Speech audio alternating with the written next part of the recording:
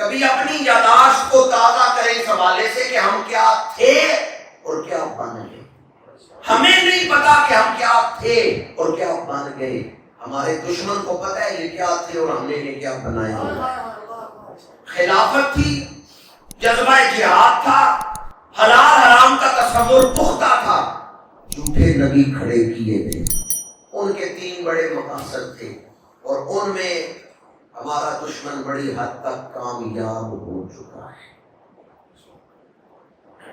مرزا نے ابتداً مبلغ کے طور پہ کام شروع کیا، عیسائیوں سے مناظرے کیے. پھر اس کے بعد مسیح موعود، پھر اس کے بعد ذلی بروزی نبی. سب سے پہلے اس کے خلاف جو کتاب لکھی گئی وہ 1884 میں اصول کے بزرگ تھے مناظر اسلام علامہ غلام دستگیر اصولی رحمۃ اللہ تعالی. 1884 میں انہوں نے کہا کہ یہ بہت بڑا فتنہ ہے، اس سے بچو. کیونکہ جب اس نے عیسائیوں سے مناظرے جیتے انہیں مسلمان کیا تو اس نے کہا مجھے اگر 5000 روپیہ مل جائے تو میں ایک تفسیر لکھ دوں گا. لوگوں نے فنڈ دیا. ادھر اس کا براہ راست رابطہ بھی تھا ان غیر مسلموں سے جو یہ پودا کاشت کر رہے تھے.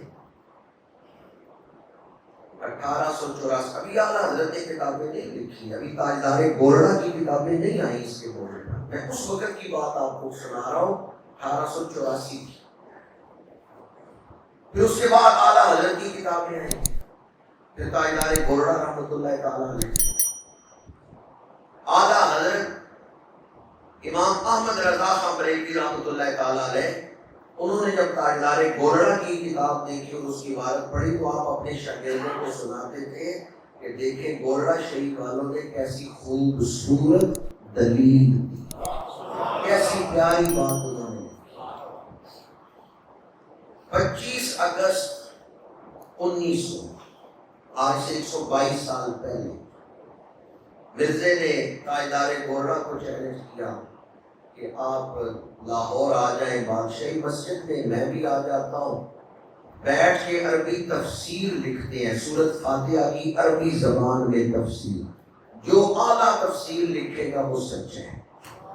تاجدار گورڑا نے کہا چلو کسی بہانے یہ بدبخت میرے سامنے تو آئے، ذرا پیڑ میں تو آئے تاکہ اس کا جھوٹا ہونا میں لوگوں کے سامنے ظاہر کروں. آپ نے اس کا چیلنج قبول کر لیا کہ ٹھیک ہے 25 اگست کو ہم آئیں گے.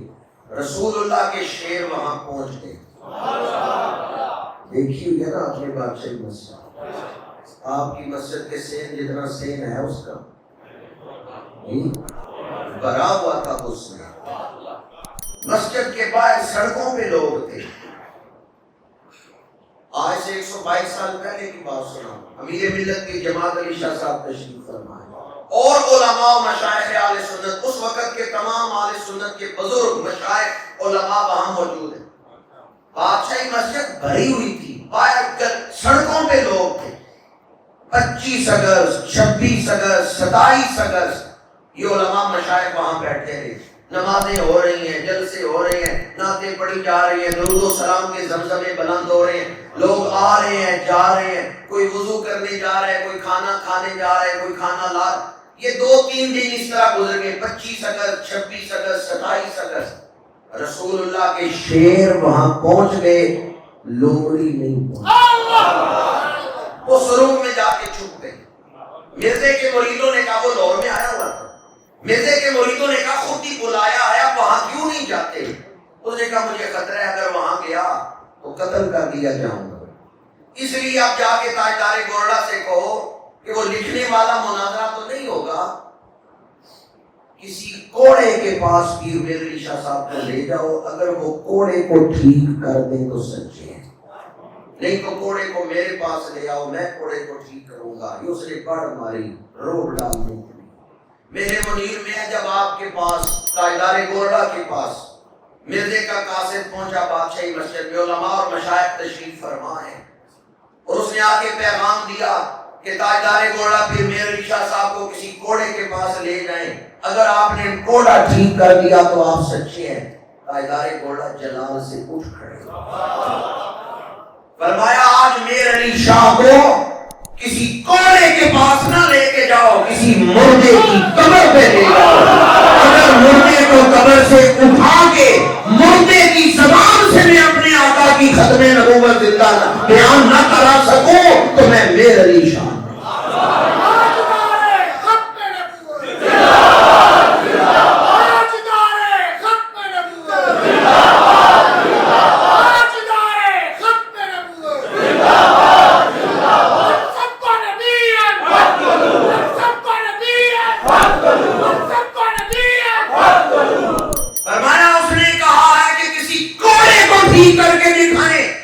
کسی مردے کی قبر پہ لے جاؤ، قبر کو ٹھوکر مار کے مردے کو اٹھا کے میں اس مردے کی زبان سے اپنے آقا کی ختم نبوت بیان کروا سکتا ہوں۔ میرے منیر میں چند دنوں کے بعد کسی مرید نے پوچھا حضور آپ نے اتنا بڑا دعویٰ کر دیا کہ میں مردے کو قبر سے اٹھا کے حضور کی شانیں سنوا سکتا ہوں؟ آپ نے فرمایا کٹی کلے دے سر تے خود دی، میں نے کب دعویٰ کیا تھا؟ مجھ سے تو سائیوں نے دعویٰ کروایا۔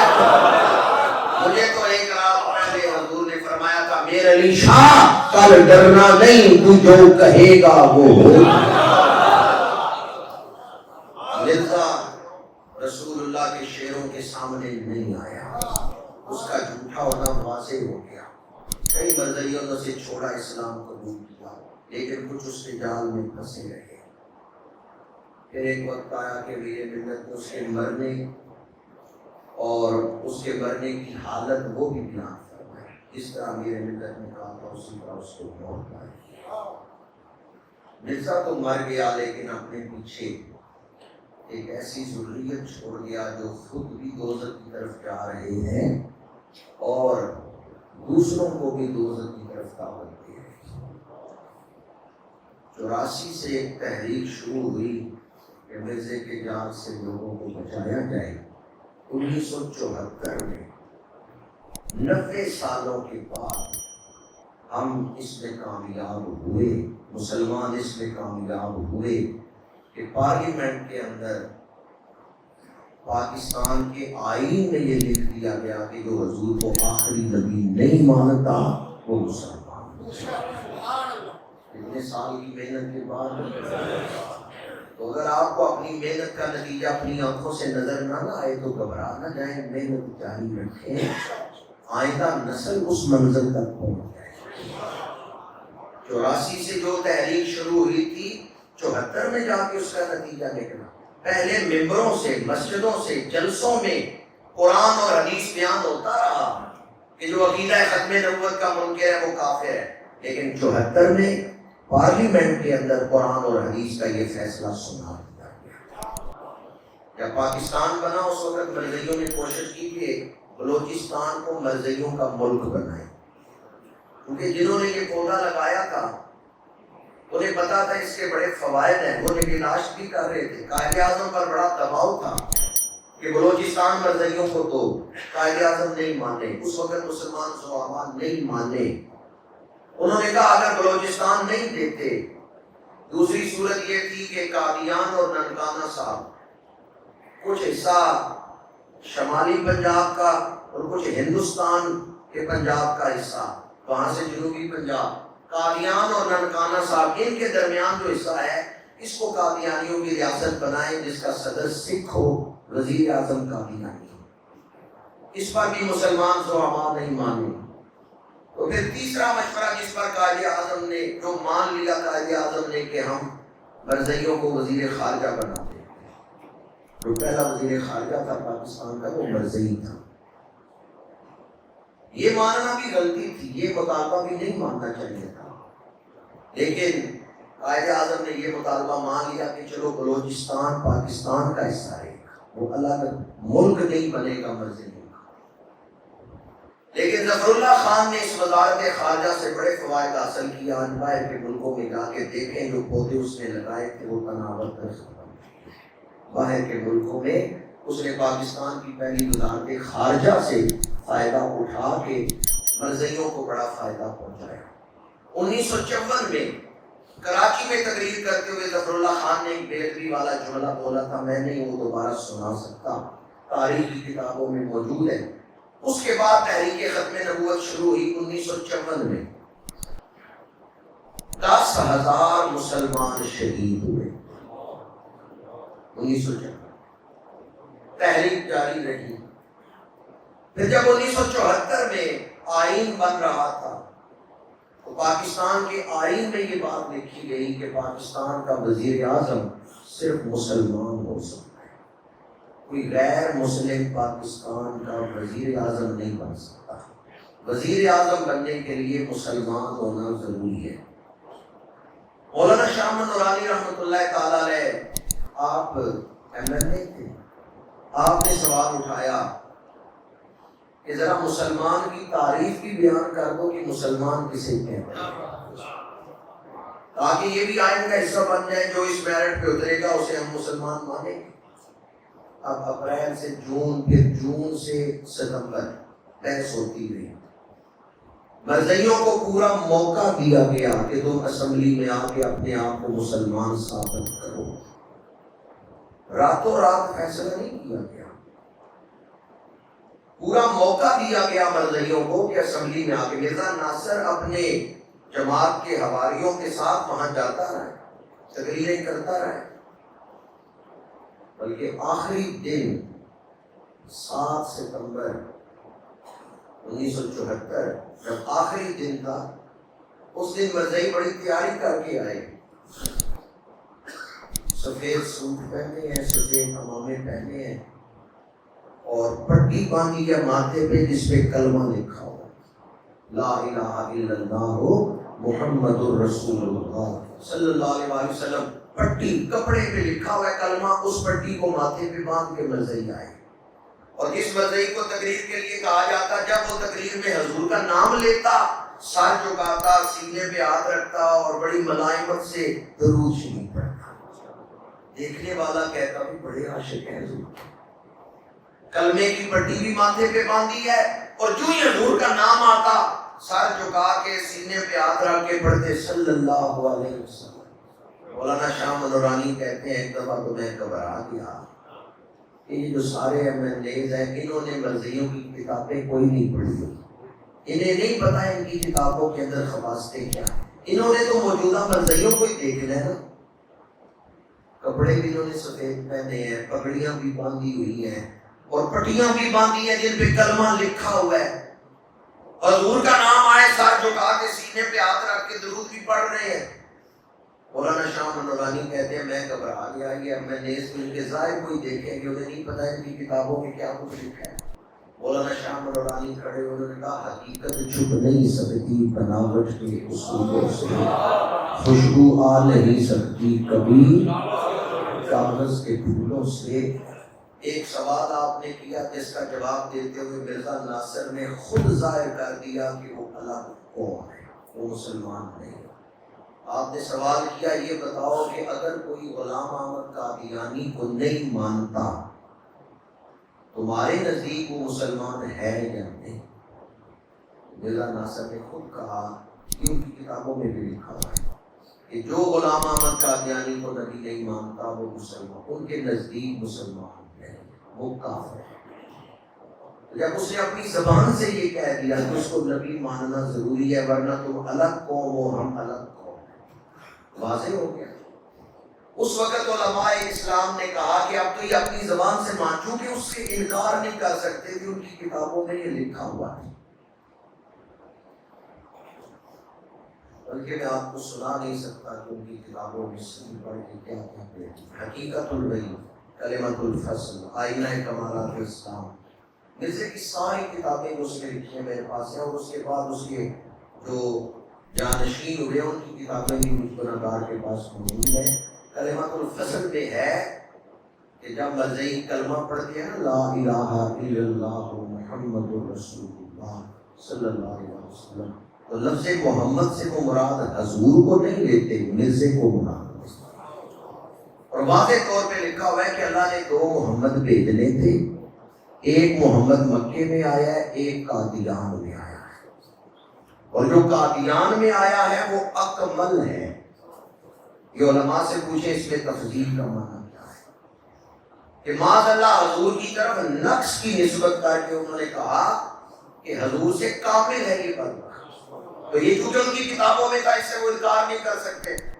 جب علماء اسلام نے سوال کیا یہ بتاؤ اگر مرزے کو نبی نہ مانے تو تمہارا فیصلہ کیا ہے، ان کا جو مرزے کو نبی نہ مانے وہ کافر ہے۔ حضرت مولانا شاہ نورانی رحمۃ اللہ تعالیٰ نے کہا کہ دیکھو اپنی زبان سے یہ بتا رہے ہیں کہ الگ قوم ہے، ہم الگ قوم ہیں۔ ایک وزیر کھڑا ہوا، اس نے حضرت مولانا شاہ نورانی سے کہا تشریح میں نہیں جاؤں گا، اس وقت کا اٹارنی جنرل تھا، اس نے تحریر لکھی ہے، چھپ چکی ہے، وہ پڑھ کے دیکھ لے۔ نصرت بھٹو جو تھی اس نے بھٹو سے کہا تھا وزارت چھوڑ دو، مرزائیوں کو کافر نہ قرار دو، ورنہ مولوی جیت جائے گا، سیاستدان ہار جائیں گے۔ آج یہ مرزائیوں کو کافر کہہ رہے ہیں، کل یہ کہیں گے نصرت بھٹو بھی کافر ہے، پھر کیا کرو گے؟ کیا اس وقت مجھے بھی کافر کہہ دو گے؟ یہ اٹارنی جنرل کی تحریر میں موجود ہے، لیکن بھٹو نہیں مانا۔ اس نے کہا میں شاہ نورانی صاحب کے ساتھ، یہ ایک رات پہلے کی کارروائی۔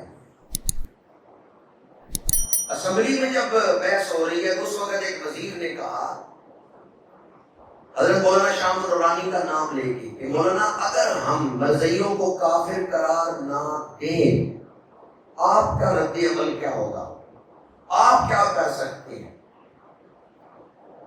عقیدہ ختم نبوت کے پہلے محافظ امت میں کون ہیں؟ حضرت صدیق اکبر۔ شاہ نورانی کا شجرہ نسب ان سے ملتا، آپ صدیقی نسب ہے، آپ کی رگوں میں خون حضرت صدیق اکبر کا۔ جب وزیر نے کہا نا کہ اگر ہم مرزائیوں کو کافر قرار نہ دیں تو آپ کا رد عمل کیا ہوگا، آئندہ لائے عمل کیا ہوگا، آپ بیٹھے ہوئے تھے، جلال سے اٹھ کھڑے ہوئے، ڈیسک پہ زور سے ہاتھ مارا اور کہا یہ ملک تم نے بنایا ہے حضور کا نام لے کے، پاکستان کا مطلب کیا؟ لا الہ الا اللہ۔ دستور ریاست کیا ہوگا؟ یہ ملک تم نے بنایا حضور کا نام لے کے، اب ذرا حضور سے بے وفائی کر کے دیکھو، پھر دیکھو میرا رب تمہارا حشر کیا کرے۔ رسول اللہ سے بے وفائی کرو گے، مسلمان گناہگار ہو سکتا ہے، اپنے نبی کا بے غدار اور گستاخ نہیں ہو سکتا۔ قادیانیت رسول اللہ سے دشمنی ہے، قادیانیت اسلام کے خلاف بغاوت ہے۔ الفاظ مولانا شاہ نورانی کی زبان سے نکل رہے تھے، توجہ نہ جانے کہاں سے آ رہی تھی کہ کس کس کے کانوں میں یہ الفاظ پڑھ رہے تھے۔ اسمبلی کے اراکین اپنی کرسیوں سے اٹھ کھڑے ہوئے اور ہر طرف سے یہی آواز آ رہی تھی شاہ نورانی ہم آپ کے ساتھ ہیں، ہم آپ کی آواز میں آواز ملا کے کہتے ہیں مرزائی کافر ہے، کافر ہے، کافر۔ اسمبلی میں ہر طرف سے یہ آواز آنا شروع ہو گئی۔ ہمارے اسلاف نے اپنے حصے کا کام کیا، اور بھی کئی ہستیاں جنہوں نے اس موقع پر ہمارے اسلاف قربانیاں دے کے اور دن رات شبانہ روز کاوشوں سے آئین میں اس چیز کو شامل کروایا، اور رکاوٹیں بڑی آئیں لیکن انہوں نے ہر رکاوٹ کو ہٹایا۔ آئین بنا 7 ستمبر 1974، کل وہ دن ہے۔ جب آئین بنتا ہے تو اس کے بعد قانون سازی ہوتی ہے، کیونکہ ملک کو چلانا ہوتا ہے آئین کی روشنی میں۔ آئین وہ چیز ہے جو وفاق کی علامت ہے، جس جو صوبوں کو اکٹھا کرنے والی چیز، اور صوبوں میں جو قانون چلتا ہے وہ آئین کی روشنی میں بنایا جاتا ہے۔ پہلے آئین بنتا ہے، بعد میں قانون سازی ہوتی ہے۔ آئین تو بن گیا 1974 میں، لیکن 10 سال مرزائیوں نے قانون سازی نہیں ہونے دی۔ قانون سازی ہوئی ہے 1984 میں ضیاء الحق صاحب کے دور میں۔ قانون سازی کا ہوئی ہے 1984۔ ہمیں نہیں پتا، ہم مسلمانوں کو نہیں پتا کہ مرزائیوں کے خلاف قانون کیا ہے۔ امتناع قادیانیت آرڈیننس ضیاء الحق صاحب کے دور میں، ہمیں نہیں پتا کہ اس میں کیا کیا شکیں ہیں، لیکن مرزائیوں کو پتہ ہے۔ اگر مسلمانوں کو پتا چل جائے نا کہ مرزائیوں کے خلاف قانون کیا کہتا ہے تو پاکستان سے مرزائیت ختم ہو. بڑی عید کے دن ہے، مرزائی بکرا خرید کے لایا ہے. کوئی مسلمان پوچھتا ہے کہ بڑا سونا بکرا ہے کس لیے لائے ہو، آگے سے مرزائی کہہ دے کہ میں نے قربانی کے لیے خریدا ہے. 3 سال قید ہے، 3 سال قید ہو جائے، کیونکہ قربانی دینا مسلمانوں کا شعار ہے. مرزائی قربانی نہیں دے سکتا. مرزائیوں کا کوئی بندہ مر گیا، مسلمان پوچھے گا جنازہ کس وقت ہے، آگے سے مرزائی کہہ دے نماز جنازہ 5 بجے، کہہ دینا نماز جنازہ فلاں وقت پڑھنی ہے، 3 سال قید. نماز جنازہ کس کی ہے، مسلمانوں کی ہے غیر مسلموں کی؟ غیر مسلم نہیں پڑھ سکتے. نماز جنازہ شعار ہے مسلمانوں کا. اسی طرح قانون آپ کو سنا رہا ہوں، قربانی کو دیں مجرم ہوں گے لیکن دفعہ 295C نہیں لگے گی. نماز جنازہ پڑھیں، یہ لفظ بولے، جمعے والے دن اکٹھے نہیں ہو سکتے نماز جمعہ کے وقت. اگر وہ نماز جمعہ کے وقت اکٹھے ہوں اپنی کسی جگہ پہ اور ان سے پوچھے بھی کیا کرنے لگے ہو کہ نماز جمعہ پڑھنے لگے ہیں، تو پھر بھی وہ مجرم ہو، پھر بھی ان کو سزا ہو. کیونکہ نماز جمعہ کون پڑھتے ہیں؟ مسلمان پڑھتے ہیں. ہم کوئی اگر تفریح نہیں چاہتے، ہم کہتے ہیں جو قانون بنا ہوا ہے نا اس پہ عمل ہونا چاہیے. آئین بنا 1974 میں، قانون سازی 1984 میں، اور قانون پہ عمل درآمد 2022 میں بھی نہیں ہے. تیسرا مرحلہ کیا ہوتا ہے؟ قانون پر عمل درآمد.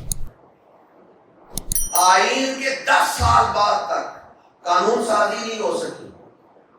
قانون بن گیا لیکن آج 2022 میں بھی عوام کو پتہ ہی نہیں کہ مرزائیت کے حوالے سے قانون کیا ہے، اور عمل درآمد نہیں ہے. تیسرا مرحلہ عمل درآمد کا ہوتا ہے، وہ عمل درآمد بھی نہیں. اگر وہ اسلامی شعار استعمال کریں سزا ہوگی لیکن 295C نہیں لگے گی. اب ذرا سنیں غور سے، اگر کسی مرزائی سے کہیں کہ تم کافر ہو، وہ مرزائی آگے سے کہ نہیں ہم بھی کلمہ پڑھتے ہیں، ہم مسلمان ہیں، اور یہ کہہ کہ وہ کلمہ پڑھے لا الہ الا اللہ محمد رسول اللہ صلی اللہ علیہ وسلم، تو اس سے پوچھا جائے گا کیا تم نے مرزائیت چھوڑ دی ہے، مرزے پہ لعنت بھیج دی ہے، اسلام قبول کر لی ہے؟ وہ کہ نہیں میں ہوں مرزائی، لیکن مرزائی ہونے کے باوجود میں یہ کلمہ پڑھتا ہوں، تو اس پہ 295C لگتی ہے. گستاخی رسول کی FIR اس پہ کاٹی جاتی ہے. اب کوئی سوال کر سکتا ہے نہیں مرزائی کلمہ نہیں پڑھ سکتے؟ ہاں پڑھ سکتے ہیں اگر توبہ کر لیں، مرزے پہ لعنت بھیج دیں، مرزائیت چھوڑ دیں، اسلام قبول کر لیں. لیکن اگر وہ کہ ہم ہیں مرزائی لیکن ہم مسلمان ہیں، چونکہ ہم یہ کلمہ پڑھتے ہیں، تو پہلے میں کتابوں کے نام لے چکا ہوں، کلمۃ الفصل میں ہے، وہ کہتے ہیں ہمیں نئے کلمے کی ضرورت نہیں، جب تم یہ پڑھو لا الہ الا اللہ محمد رسول اللہ، تو لفظ محمد سے مراد مرزے کو نہیں. اور اس میں گستاخی کیا کرتے ہیں کہ مکے میں جو محمد پیدا ہوئے ان سے کامل ہے یہ قادیان والا مرزا، زیادہ اکمل ہے، اور نقص حضور کی طرف منسوخ کرتے ہیں. اس لیے یہ کلمہ پڑھے تو گستاخی کرتے ہیں. یہ کلمہ پڑھ کے یہ کلمے میں نام حضور کا لیتے ہیں، مراد اس کو لیتے ہیں، اور اس کو مراد لینے میں بھی حضور سے بڑی شان اس کی مانتے ہیں. کئی جگہوں پہ مسلمانوں کے قبرستان میں مرزائیوں کی قبریں بنی ہیں اور ان پر کلمہ لکھا ہوا ہے. اس کی قبروں کے کتبے پر کلمہ شریف نہیں لکھا جا سکتا. اب ایک دو سوال کرنے لگے کہ کیا پھر ہم کلمہ مٹائیں؟ وہ آگے سے کیا کہتے ہیں؟ وہ کہتے ہیں دیکھو جی سرکاری مسلمان کلمہ مٹانا چاہتے ہیں تو کبھی یہ نہ کہے کہ ہم کلمہ مٹائیں گے یہاں سے، بلکہ ہم کلمہ محفوظ کرنا چاہتے ہیں. کلمہ محفوظ کرنا چاہتے ہیں. کسی کاغذ پہ آیت لکھی ہوئی ہے، کاغذ پڑا ہوا ہے زمین پہ، تو آپ اس کاغذ کو پھاڑ پھوڑ کے پھینک دیں گے یا اس کاغذ کو اٹھا کے اونچی جگہ رکھیں گے؟ نالی میں کاغذ پڑا ہے، اس پہ صرف لفظ اللہ لکھا ہے، آیت نہیں لکھی. آپ اس کو اٹھا کے بلند جگہ پہ رکھتے ہیں، تیری وہ جگہ نہیں، تیری یہ جگہ ہے. ہم اس قبر کے قطبے سے کلمے کو کاٹ کے کوئی ساتھ اتار کے وہاں رکھیں گے جو کلمے کی جگہ ہے. وہ گندگی کا ڈھیر کلمے کی جگہ ہے. اس لیے ہم کلمہ مٹاتے نہیں، کلمہ محفوظ کرتے ہیں. کلمہ محفوظ کرتے. ہم عموماً 7 ستمبر کو، کل جو دن آ رہے ہیں، ان اسلاف کو سلام پیش کرتے ہیں. انہوں نے بڑا کام کیا، آئین بن گیا. لیکن میں کہتا ہوں ٹھیک ہے، ان کو سلام پیش کر کے، خراج تحسین پیش کر کے، کبھی کرنٹ صورتحال بھی دیکھ لو کہ آئین بننے کے بعد مرزئی مضبوط ہوئے، انہوں نے اپنے آپ کو پھیلایا یا مرزیت گھٹ گئی. اسلاف نے بہت کچھ کیا، لیکن ہم کیا کر رہے ہیں؟ ہماری آنکھوں کے سامنے اسلاف کی محنتیں برباد کی جا رہی ہیں، اور ہم صرف اتنا ہی کہیں کہ انہوں نے بڑا کام کیا. اس کے لیے کہ اگر ہم خود مرزیت کے خلاف کوئی کام کرنا چاہتے ہیں تو سب سے پہلے ہمیں متحد ہونا ہوگا. اگر آپ کسی عالم دین کا کوئی غلط بیان سن لیتے ہیں کہ واقعہ اس نے غلط بات کی ہے، تو سوشل میڈیا پہ فتنہ نہ کھڑا کریں، اس عالم دین کے گھر جا کے اس کی اصلاح کریں. مرزئی چاہتے ہیں مسلمان آپس میں لڑیں. کیا اس وقت اہل سنت متحد ہے؟ یا کوئی صورت نظر آتی ہے کہ متحد ہو جائیں گے؟ دن بدن اختلاف. اس اختلاف کا فائدہ کس کو ہے؟ اس اختلاف کا فائدہ مرزیوں. اگر ہم عقیدہ ختم نبوت کی حفاظت کے لیے، اور یہ بات بھی یاد رکھیں، یوں تو میں نے گفتگو میں بہت ساری باتیں بیان کی، لیکن یہ ایک بات ساری اس گفتگو کا خلاصہ نچوڑ ہے، حق کو ماننا فرض ہے تو حق کا دفاع کرنا بھی فرض ہے. حق کو ماننا فرض ہے، حق کا اقرار کرنا فرض ہے. لیکن اگر آپ کے سامنے کوئی حق کو مٹا رہا ہے تو کیا آپ حق کو مٹتا ہوا دیکھیں؟ شریعت اس کی اجازت دیتی ہے. تاجدار گولڈا رحمۃ اللہ تعالی علیہ کا فرمان ہے، جو عقیدہ ختم نبوت کے لیے کام کرتا ہے اس کی پشت پہ رسول اللہ کا ہاتھ ہوتا ہے. یوں تو ہر صحیح العقیدہ مسلمان حضور کا خاتم ہے، لیکن جو عقیدہ ختم نبوت کا کام کرتا ہے وہ خاص خادموں میں شامل ہے. مرزیت فتنہ تھا یا فتنہ ہے؟ فتنہ آج بھی قائم ہے. اس لیے ہمیں اپنی ذمہ داری سمجھنی چاہیے، اپنی اولادوں کے ایمان کی فکر کرنی چاہیے کہ جو بھی عقیدہ ختم نبوت کی حفاظت کے لیے کام کرے گا، حضور کا دست اقدس اس کی پشت ہوگا، وہ حضور کے خاص خادم ہوں گے. آج درس قرآن میں ہم شہدائے 6 ستمبر 1965 یوم دفاع کے حوالے سے پاکستان کے لیے جان دینے والے شہیدوں کو بھی سارے ثواب کریں گے، اور اس کے ساتھ ساتھ 7 ستمبر کے حوالے سے ان شہیدوں کو بھی جنہوں نے ختم نبوت کے لیے جانوں کے نذرانے پیش کیے، اور جنہوں نے ختم نبوت کے عقیدے کی حفاظت کے لیے اپنے دن رات صرف کیے.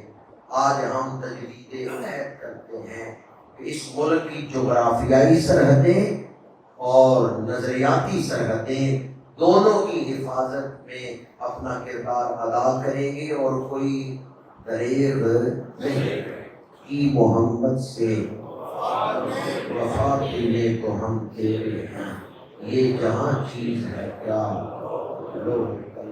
میں پاکستان کو عام ملکوں کی نظر سے نہیں دیکھتا کہ فلاں ملک تو پاکستان کی ایک ملک نہیں. میں پاکستان کو اس تناظر میں دیکھتا ہوں جس تناظر میں یہ ملک بنایا گیا تھا. پاکستان کا مطلب کیا؟ اسلام کے نام پہ بننے والا ملک ہے، اور یہ ایک بڑے اعلیٰ مقصد کے لیے بنایا گیا ہے، اور انشاءاللہ وہ مقصد اس ملک کے ذریعے حاصل ہوگا. جو پاکستان کی خیر مانگتا ہے وہ بھی حضور کی روحانی فوج میں شامل ہوتا ہے۔ حالات جیسے بھی ہوں کبھی ہمت نہ ہارے۔ مومن کا کیا کام ہے؟ ہمت ہارنا۔ حالات جیسے بھی ہوں آپ ہمت قائم رکھیں، اپنی اولادوں کو مایوس نہ کریں اور کبھی پاکستان کے خلاف منفی پراپیگنڈا نہ کریں، پاکستان ایسا ہے، پاکستان ایسا ہے۔ حالات جیسے بھی ہیں، اپنا کوئی عزیز بیمار ہو جائے، اس میں عیب آ جائے تو کیا اس کا علاج کرنا چاہیے، دوائی لے کے دینی چاہیے یا اس کے خلاف پراپیگنڈا شروع کرنا چاہیے؟ پاکستان اس وقت جن حالات سے بھی گزر رہا ہے، معاشی اعتبار سے، نظریاتی اعتبار سے یا سیاسی بحران کے اعتبار سے، ان سارے حالات کو دیکھتے ہوئے ممبر پہ بیٹھا ہوں باوضو، یقین جانے میرے دل میں کوئی 1% بھی مایوسی نہیں۔ مجھے اس بات پر یقین حاصل ہے کہ انشاءاللہ شب گریزاں ہوگی آخر جلوہ خورشید سے، یہ چمن معمور ہوگا نغمہ توحید سے۔ پاکستان کی منظوری گنبد خضرا سے دی گئی۔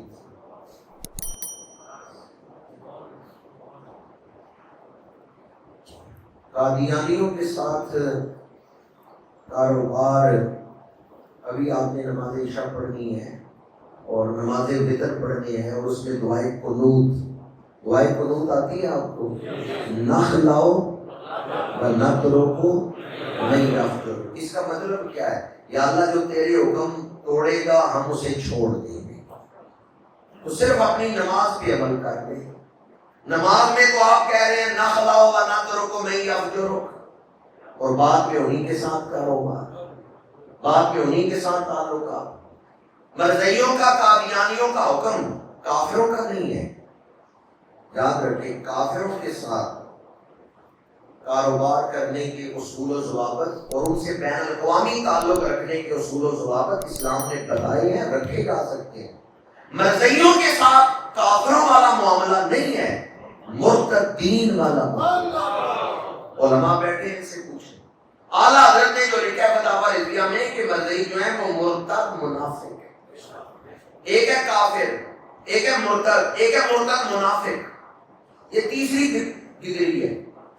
کافروں میں بدترین کافر ہے مرتد، اور مرتدین میں بدترین مرتد ہے مرتد منافق۔ تو مرزائی کیا ہے؟ مرتد منافق ہے۔ اس لیے ان کے ساتھ جو معاملہ ہے وہ کافروں والا معاملہ نہیں، ان کے ساتھ کافروں سے زیادہ سختی والا معاملہ ہے۔ کافروں کے ساتھ تو بعض حالات میں کاروبار کی بھی اور بین الاقوامی تعلقات کی بھی شرائط کے ساتھ شریعت نے اجازت دی ہے، اس کے اصول و ضابطے ہیں، لیکن مرتدین کا جو حکم ہے وہ زیادہ سخت ہے، اس لیے ان کے ساتھ کاروبار نہیں کیا جا سکتا۔ اے طائر لاہوتی اس رزق سے بہت اچھی، جس رزق سے آتی ہو پرواز میں